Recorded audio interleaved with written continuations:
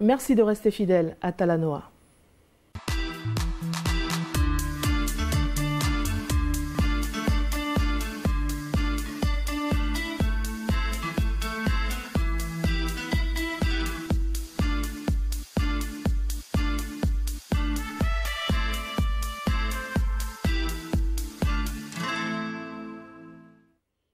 Bonsoir à tous et soyez les bienvenus dans votre quotidienne Talanoa. Je suis heureuse de vous retrouver pour de nouvelles aventures. Ce soir, nous avons le plaisir d'accueillir sur notre plateau mademoiselle Tuataane Sekonita Peleila, installée dans le village de Hatofo, au sud de Uvea. Elle est secrétaire accueil et standard, plus précisément dans le support clientèle de Bibunk à Uvea et Futuna. Bibunk, c'est quoi? C'est ce que nous découvrirons dans quelques instants avec notre invité. Bonsoir Peleila et merci d'être avec nous. Bonsoir Kassoa, merci de m'avoir convié à ton émission. Et comment vas-tu aujourd'hui? Très très bien, merci. Justement, tu es secrétaire accueil et standard dans le support clientèle de Bibunk à Wallis et Futuna. Mais tout d'abord, Bibunk c'est quoi? Alors Bibunk c'est une néobanque qui peut permettre à plusieurs personnes, des foyers ou même des jeunes qui sont en métropole, un peu partout ailleurs, leur permettre d'accéder à un compte, un RIB français et pouvoir bénéficier d'un compte bancaire en fait. Accessible à tous, même ceux qui n'ont pas de travail. C'est ça. D'accord. J'aimerais revenir sur les débuts de l'implantation de Bibunk à Wallis et Futuna. C'était en juin de l'année dernière. Pour quelle raison Bibunk a-t-elle voulu venir ici au Fénois? Alors tout d'abord, je sais que pour beaucoup de personnes, c'est pas évident d'ouvrir un compte bancaire parce qu'on leur demande de soit être des personnes qui aient un compte ils soient déclarés CDI. Des CDI uniquement? C'est ça. Oui. Enfin, quand vous allez dans les banques, on vous demande de pouvoir ouvrir un compte courant, justement pour des personnes qui sont déclarées et tout. Par contre, nous, même si la personne ne travaille pas ou si elle est juste retraitée ou si c'est juste des personnes qui partent pour les études, elles peuvent accéder à un compte bancaire. Et concrètement, pourquoi Wallis et Futuna? Je pense que peut-être aussi mes patrons ont peut-être voulu s'aventurer Wallis et Futuna, sachant qu'ils se sont déjà implantés sur la Polynésie, dans 3 bureaux aussi en Nouvelle-Calédonie, dans Bourail, Koné et Centre-Ville, Nouméa. Quelles sont les conditions d'ouverture de compte à Bibunk? Alors, il faut être majeur, au moins de 18 ans, voilà la majorité. Concrètement, qu'est-ce qu'il faut pour devenir client en Bibunk? D'accord. Il faut juste... en fait, il n'y a pas de raison particulière. N'importe qui peut ouvrir un compte. Il faudrait juste avoir une pièce d'identité ou un passeport en cours de validité et un téléphone portable. Avoir 18 ans, être majeur, une adresse mail, tout ça? C'est ça. D'accord. Et justement, quels sont les avantages de Bibunk par rapport à une banque ordinaire? Je pense que les avantages, c'est que déjà c'est l'accessibilité à tous, un suivi direct sur l'application et l'ouverture facile, je pense. Accessible à tous, c'est-à-dire? Quel que soit le niveau social de la personne. Les personnes retraitées, ceux qui n'ont pas de travail, et même les mères de famille qui sont sans emploi, où ils peuvent percevoir leurs allocations. Les allocations familiales, c'est ça. Et il y a aussi des avantages pour les jeunes étudiants, Peleila. Peux-tu développer un peu plus? Alors, pour les jeunes étudiants, on leur demande un certificat de scolarité. Avec ceci, ça peut leur permettre de bénéficier de 6 mois gratuits où ils ne payent pas le forfait. Et oui. Autre chose, pour les adolescents, leurs parents peuvent avoir un suivi aussi de leur compte via leur téléphone portable. C'est-à-dire? C'est-à-dire, admettons, vous avez un enfant qui doit partir faire ses études en France, qui n'a pas encore la majorité. Donc, vous ouvrez un compte pour un des parents. Ensuite, vous commandez 2 cartes, dont une carte pour l'enfant, et vous gérez le plafond sur l'application. D'accord. De sorte à ce qu'il ne dépasse pas le budget prévu. C'est vraiment instantané? C'est ça, instantané. Et les inconvénients, Peleila? Je pense que les inconvénients, ça reste la connexion. la connexion, ou soit je pense, des personnes qui, sur les réseaux sociaux, les arnaques et tout, ou justement ils donnent leurs informations bancaires. Je pense que c'est ça surtout. Et les problèmes de connexion. Il y a aussi les frais de la carte. Ah, on vient aux frais de la carte. Oui. Selon moi, pour beaucoup de personnes, les frais de la carte sont imposants. À savoir que c'est tous les mois, comme c'est un abonnement au mois. Mais pour moi, à part ça, par rapport à une banque traditionnelle, Oui. c'est pas excédent. D'accord. Tout se fait en ligne sur Bibank Peleila, avoir une certaine autonomie, comme tu viens de le dire, sur l'application mobile, un suivi direct sur l'application pour les dépenses et transferts d'argent instantané. Tout ça, c'est bien, Peleila, mais le bémol, c'est que nous avons des petits vieux, des personnes âgées, retraitées, qui ne savent pas se servir de l'application. Dans ce cas-là, tu peux intervenir pour leur expliquer comment il faut faire, comment ça se passe la plupart du temps. Alors, dans ces cas-là, j'appelle la personne, le client directement. Je lui dis de venir au bureau. Mais soit je le fais en wallisien s'il ne comprend pas, si la personne ne parle pas du tout français. Et soit je lui conseille de venir avec soit une petite fille ou même un de ses enfants. Comme ça, je lui explique un peu plus lentement comment on se servir de l'application. Et en quoi consiste concrètement ton travail, Peleila? Je pense que je suis une aide justement pour aider ces personnes-là. Et je pense que l'avantage d'être support clientèle, c'est que contrairement à d'autres banques en ligne qui se sont déjà implantées en France, vous avez un accueil physique. Du coup, si les personnes elles ont le moindre souci, elles n'ont pas à converser par mail, elles viennent directement au bureau et elles posent leurs questions. Et pourquoi justement cette motivation pour ce métier? À savoir que j'ai fait d'autres métiers bien avant, hein. J'étais en métropole aussi. J'adore le côté relationnel avec les clients, pouvoir apprendre de nouvelles choses, de nouvelles personnes, de différentes ethnies. Et je trouve que je m'épanouis bien dans ce travail, franchement. Bibank est surtout basé ici à Ouvéa. Qu'en est-il pour les habitants de Futuna? Je pense qu'il y a quand même une demande importante sur l'île Sœur. Oui, effectivement, il y a une demande importante à Futuna. Je n'y suis pas encore, je ne me suis pas rendue encore. C'était une de mes collègues qui faisait une permanence de temps en temps pour y aller sur Futuna. Il fallait quelqu'un pour informer la population voilà. de Futuna. C'est ça. Et on est en train de mettre en place justement pour mettre une personne à temps complet là-bas, sur Futuna.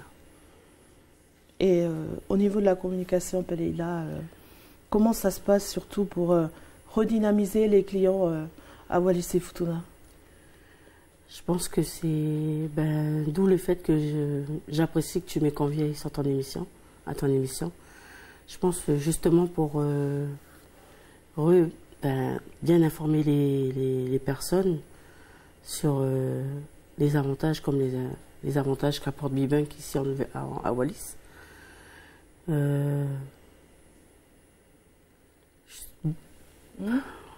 Et quelles sont les difficultés que vous rencontrez principalement ici, sur l'ensemble de l'archipel? Les difficultés, c'est de faire comprendre aux personnes que nous, on n'a pas de guichet, en fait. Tout se fait en ligne. Comme généralement, la plupart des personnes, elles traînent avec de l'espèce. Oui. C'est encore un peu comme dans le temps où on faisait le troc et tout. Elles sont plus rassurées quand elles ont les billets en main. Tandis que maintenant, en avançant avec le temps, tout se fait des paiements en ligne, des paiements avec carte et sans compter les retraits aussi. Nous avons aussi la livraison des cartes qui font partie des difficultés. C'est ça. C'est vrai qu'à Wallis, le temps de livraison, il est... Un mois à peu près? C'est ça, un mois à peu près. Après, on va dire que tout va dépendre des frais aériens et tout ça. Et malheureusement, on a des petits contretemps. Et on est vraiment désolé d'ailleurs. Qu'en est-il de la sécurité de Bibank, justement, contre les arnaques ou autres attaques, Peleila? Notre application, au jour d'aujourd'hui, il y a souvent des mises à jour, justement pour sécuriser. Ce que je conseille vraiment aux clients, franchement, c'est de vraiment pas donner vos informations, vos identifiants, vos mots de passe, ainsi que les informations de votre carte, parce que c'est comme ça. Enfin, je veux dire, c'est ce qui entraîne justement les arnaques et tout. Merci Peleila. On se retrouvera un peu plus tard pour la version wallisaine avec une cliente Bibunk, Madame Martin Vianita, juste après cette rubrique de Talanoa consacrée à la religion, présentée par Nilete Simavaitao et réalisée grâce à la collaboration technique de Alexis Olifau et Mika Letofili. C'est parti.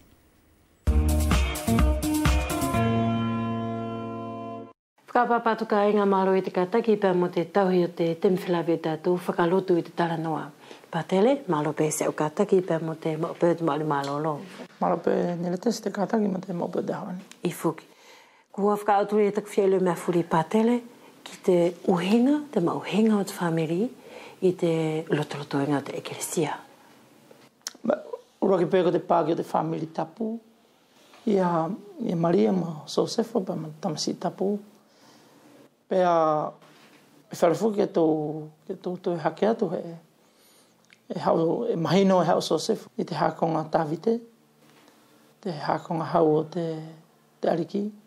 Pea ko te whahelewa e Neo Maria, tō whakamanatu o pongpongi I tana umatua I ana masokimi. Ko e whahinga whaki mai pēr te ekelesia ka tātou he whaiwhaitaki anga. Ke tō mahino, ko te uwhamiri pē hange ko tātou. Ka ne teu te ui, ne ake pē ia si I whainga te umatua, ki te mauri a te whanau, ke mauri lelei, ke whaki ke ia te ako, ke mauri whakaapa-apa, ke mauri fia whaiwhaitahi, ke tā silo te whakakaukau, pē au amanaki la ko Maria, ne ohi whea pē, e tana umatua, ke whainga fuaki ai, tana io, e whaikore Maria, ne ako I kia te mauri whaikore, o tona whenua, o tona anga I whenua. O ange pēr ko tātou, tonu ke tō whai te o mea furifuri, ke lelei ki ata tō whanau, ke ātea ina mooni, ke na longo I o whainai, ke na longo I tokangai. Ko nā pēr pēr ko te whakahama e ka tātou, ne moro te atua ne haere whea mai pē, I tōna mafi o mai he konga whakamalohi. Ne ohana e te atua te anga I whenua te marama ane, te tangata. Ne he tana tamai ma tana whae.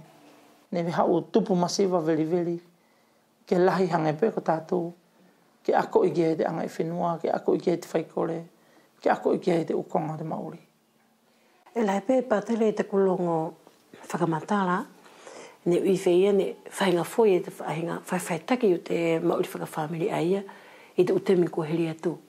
Pēka te temi lewa ani, kua uia, kua keheang lewa e, kua te whainga taa, uhe ko te temi. Mora tui au kia I tahi aru pē te tangata e mo tōna temi. Ko te temi ea o ata tō kui, ko tōna tō temi, mo te ukonga ea o tōna tō mauri. Nena tō to'o te mea ane lelei, ke whai aki te mauri whakawhamiri o tātou.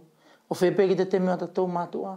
Temi ane o tātou, tō ako I tātou o tātou whanau, ke lelei ange, aki tō tātou temi. Aki te ume angau o te temi ani, aki te uwhakakaukau o te temi ani. Kai moritonu ia ke tō whakatatau, I tātou ki te temi ai, o ui pē ane e lelei pē te temi ai. E mora o tui au ki te paralau aia. E lelei te temi mauri ai o tātou. Ai te temi ani whaki mai te ume a furifuri, e lelei. Ko tātou pēr tō whakaahonga I COVID.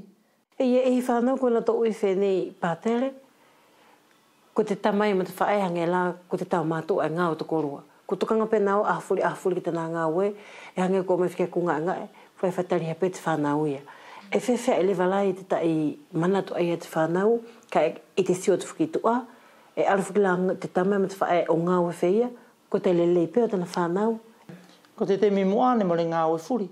Ne ngāwe pē te tamai, ka ne nawha pē te whae I loto whare. I te temi ani e tā palalau ai, ko ngāwe te tamai, ko ngāwe te whae. Ko te temi ia, ko lahi te ngāwe, ko mau te ngāwe. Mau a te mauri a ke whetongi. Ka a tātou lewa, a ki te uwhainga taa o te temi ani, ke tō whakakaukau I ke mau he whaahinga matatau o te mauri, e whiala kau whake I te temi ki te ngāwe, pēr tō whake tōku temi ki tōku mauri whakawhamiri. E tonu kau puke whaahinga matatau, o o te mauri, ke toi longo i fuke te whanau e au tokanga i ai, e tonu kau awe ki te ako, e tonu kau tokanga.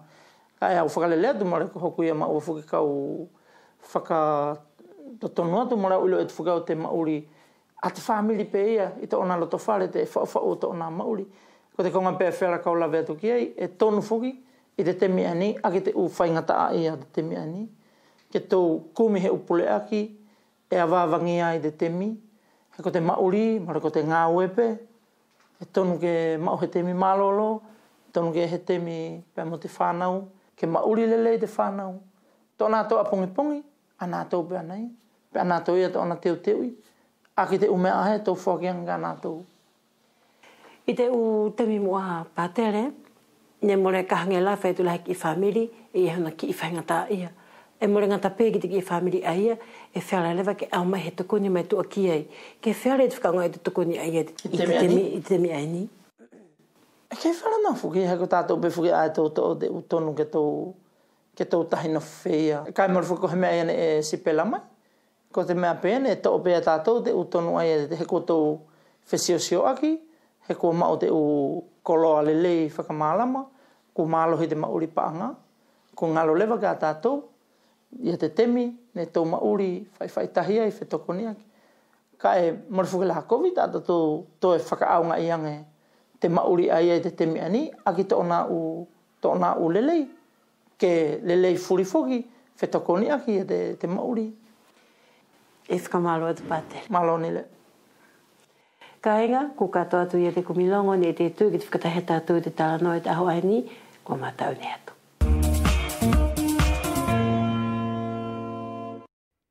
Whakawhitai pē ki tā luanga o te whawhai a pātere soane Marivao. Whakapapatu ka inga malo i te mau te malolo i te awhiawhi, pēr mo te angatonu mai ki te temi whilawe eni o tātou i te talanoa. I te whiani ma lewa eni, a ua furuma ni mau sūrio, ne au whakawhi mai e lewa i a Vianita Martin, mai haafuasia, e kau i ana tōne ina tō uruaki a wahi e tōna tō whoinumelo i te whalepaanga aini Bibunk. Vianita Malopes au kātaki i te ahone i pēr mo te whihau pēke tō talanoa i te awhiawhi. I whoki ka soangari Malope whakisa au kātaki whea peke o tēna ngā ua koe. Whi tōtu penis o whakaapapa kisi i kāi ngā e mamata mai kisa tā talanoa. E whewhea Vianita ke lele pē? Foi lele osi ka soangari. Yeah. Mahino ki au ne ke kau i ana tōne ina tō ua ki awahi whuki i tanto ki whoinumelo i te whalepaanga kartoni ani Bibunk, i te tau mai pē au te whalepaanga ki uweani mufutuna, kutai e tōna tupuanga. Iyo, malo ia ka soangari. Whehui ania ke whai mai ka soangari ko he whehui mauhinga. Te ata tupuanga taku awahi soku whoinumelo i te Bibunk, he neo tau mai ki uweani i te loa wheung furuma warum toku ki whamiri, pea maa oro mo toko hana o ki te BWF o whai pē whukisi ki whakalawe ki awahi o maa ki whoinumelo. O whai atu la ko toko pē ia matu ane lawa te awahi tonu whoinumelo, ka ko soku whahai ne whai ngata alewa. Pea u longo pē ki te tau mai au te ki wharpaanga aini ko te Bibunk, pa aru pē o whai taku uki whekumi o whakalawe te whielo i mea furi pē ka soangari. O whai atu la whakamahino hino mai pē e nātou, ae more he upe pa ke whewhea i ke awahi tau whoinumelo. Ko te ki pasipo pē, pēr mo hau numero telefoni, pēr mo tau pē ki adres mail, e aunga kia nātou ki te awahi tau whoinumelo. Kona e mahino mai Vianita e whaingafua i te aruanga o te awahi, o te ki whoinumelo i te Bibunk, whainga marie ki te haha i furi, nātou e ngau papalangi, nātou e hala mo ngāue, o whewhuki a nātou le telete. I te uhinga ai ki wharepaanga i te Bibunk Vianita, ko te ai a te ulele mo te uwhainga marie e ke mahino koe ki ai, e whuaki atu te Bibunk o whakatatau atu laia ki te whalepaanga mahani. Iyo, ka soangali, ki te u ki nunua whuki mutu whainga marie o te Bibunk, e lele pehena tō whakamahino hino whakalele atu pē, te u. Ko te awahi tō whoinumelo, pēna tō whuaki atu matau ki whoikate, ko whaahinga whoikate whuki e lua, e na tō whakamahino hino atu, pe a koe pē lewa tau whiriwhiri, ia tau ki whoikate e ke whiwhai ai. E ia te ki whai uraki kate i te toho i te mahina, te awhi whangi au, pēr mo te ki whai lua kate lewa, e toho i lewa i te mahina, i te lua whini mangi au. E lele pe, e na tō detai e whakalele mai pe, o whakamahino lele mai pe, e nā tō ia te te avahato fo numelo pa mutu ki fo kate leva a ke fi fai ai ko te ulele ai mutu fanga mari ai Vianita ke ta ofi mai koe mai te whare paanga ai ka fai te ununua iyo ko te ununua au mai laki ai ni he ki fuki au whelave i omani nunua fuki o te whare paanga ka ko te mea pe ai kei tutai kasoangari he ki whala fuki hau alu o whai hau ki i depo hangela ko hau ki fui kano i whala a koe e ke whakaamu fuki ke alu fuki o toku atu fuki ke ai fuki e nātou ki stau ki fui numelo ko te mea pe aia kei tuta isi ki whare paanga aia ka e langi whare pe ke mahino ki te kāinga furi ai nini ko whakalaka i te bibunka ke langi tuatua i pe ka e langi whare pe anai he temi ki ta alu lewa o whahe ki taki i depo kano i whala Tōna hinga fuki Vianita ko konga furi e whai furi pe whikia i te neti i te taiki i whahinga whare paanga ai ni. Ei, ko te konga furi pe ia, kua whai furi pe ia i te neti, he kua ke muri i pe koe i tau ia telefoni. Pea hangela ko hau ki fwoi whala a koe e ke loto ke ave ki he tahi, hangela ko he tahi la e B-Bank. Pea e whala pe tau ia whai hau ia ki i hau ia ki virement ki te Kristano aia. Te ase atua e pe ia te temi aia. Pea e ke mau pe koe i te temi aia, marahange fuki lai ko tatou whare paanga aia tātou te BWF. E mau e ke whai atu hau ia ki virement, pe e mau e ka taitarilangi aho e lua, pe e toru, pe hau ke mau tau ia ki fwoi whala. Elele pe fuki te whare paanga ai ni Vianita he whainga fua, pe mau whainga maria fuki te hahai furi.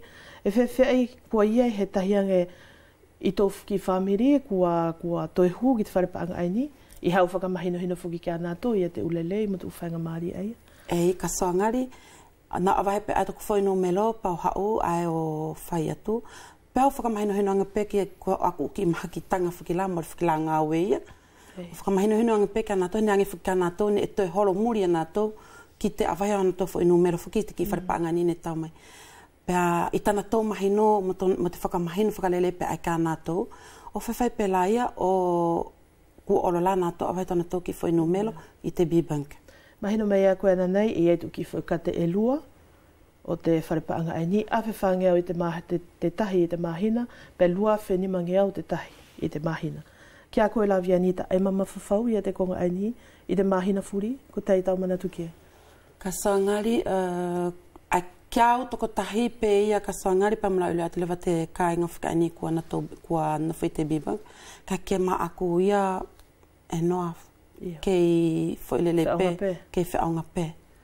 Ko mahino fuki Vianita, e iei e te ukehekeheia o te taiwhaahinga wharepaanga ai ni, mo te wharepaanga mahani. E ke whakaamu ke iei he tahi atu u wharepaanga whenei, i uwea nei mo futuna?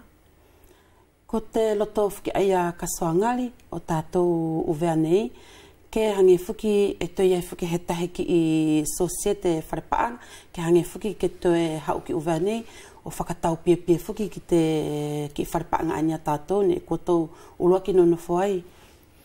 Pea kua lewa whahinga toko ni lewa Vianita e whera ke tuku atu ia e pele ila i te uhinga ae, ko i tonu fuki e whera ke ina whakamahino hino atu, i te ukonga fuki e whai i te neti, pe ko he ukonga lala, e mori ke mahino lele ki ai. Ko te tu whahinga toko ni whera ke na tuku atu. Ko tu ki toko ni pe e tuku mai e pele ila, hange la ko he mai morau mahino la ki ai la a uhinga la ko haki ta arufuki ki tu apoleanga. Ko te konga pe aia na uwhia ilo ki ai, pe ia la he uki i whre, hange la ki ta toa tu la pe ki New Caledonia, pe ko whalani, ka ki ta whai whakatau whikilamata ki ta whai kate, pe ia hana uki nunua, pe hange la hana uki whre whuki, e toho i te ki wharepaanga ai ni na tō whakahaele. Pe e whewhe i te konga ia Vianita? O whakamahino mai pe ia e pele i la, ka ke alu ki he masini toho whala, o toho i e hau ki whai whala whuki te masini, e ia pe tona uki i nunua. Hange pe a whakahatu la ka soangari, ko te ki whai lua ngeau pe e toho i. Ei, pa ka ke whai whakatau pe la koe i te koloa, mutai a whai kate. Ko te ki mole anei e la ke ui koe e ia hau whai e toho i, ma ka ke whai whakatau i te koloa. Longo la ke toi atu ia ni tu unga mea ke tāpala lafu kia i via ni tau hinga pe mata wharepaanga ai ni, ka e whakamāloa tu ki te aluanga se au lava mai. Ka inga kua o se atu lewa ia te talanoa ki te awhia whine, whakamāloa ki tau tōwhia. Ma mata mai, mana tui wharepe i te kuto mau ia te talanoa i te pasina Facebook, pe mo te YouTube, ke manu ia te kuto awhia whika inga o whātu.